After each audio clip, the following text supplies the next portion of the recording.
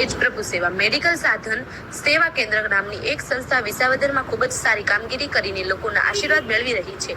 તે સંસ્થા મોટી મોણપરી તેમજ મેંદરડા પર સેવા ચાલુ કરીને લોકોની સેવા કરી રહી છે।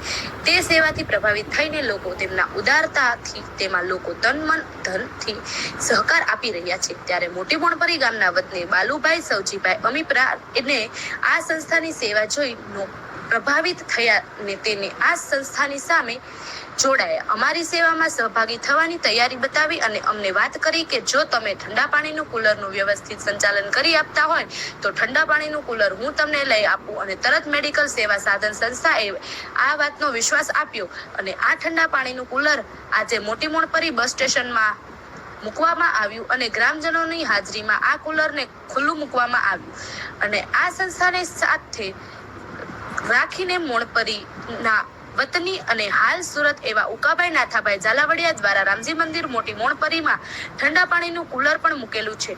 આ બંને સૌજન્યો ઉકાભાઈ નાથાભાઈ ઝાલાવાડિયા પરિવાર તેમજ બાલુભાઈ સવજીભાઈ અમીપરા પરિવારના બંને દાતાશ્રીનો મેડિકલ જેવા સાધન સંસ્થા વિસાવદર મોટી મોણપરી મેંદરડા આભાર માને છે। અહેવાલ મુકેશ સાધુ।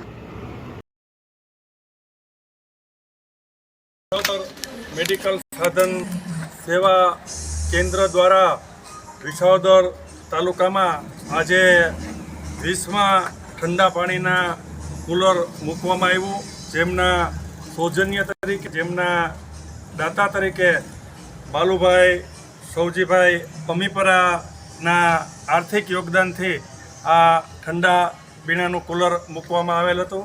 આજના આ કાર્યક્રમમાં મેડિકલ સાધન સેવા કેન્દ્ર વિસાવદરના સંચાલક ભાઈ શ્રી ચંદ્રકાંતભાઈ ખુહા, દાતાશ્રી બાલુભાઈ અમીપરા, અમની પહેલા રામજી મંદિર ચોકમાં પણ તેમના તરફથી ઠંડા કુલર મૂકવામાં આવ્યું એવા એમના દાતા શ્રી ભાઈ શ્રી ઉકાબાપા ઝાલાવાડિયા, આ મોટી મોણપરી મેડિકલ સાધન સેવા કેન્દ્રના સંચાલક સેવાભાવી યુવાન ભાઈ શ્રી રાજભાઈ કોઠારી, ભૂપતભાઈ, બિપિનભાઈ રાદડિયા સહિત મુકેશભાઈ સહિત મોટી સંખ્યામાં ગામ લોકો હાજર રહેલ હતા અને આ સેવા કાર્યને બિરદાવેલ હતું।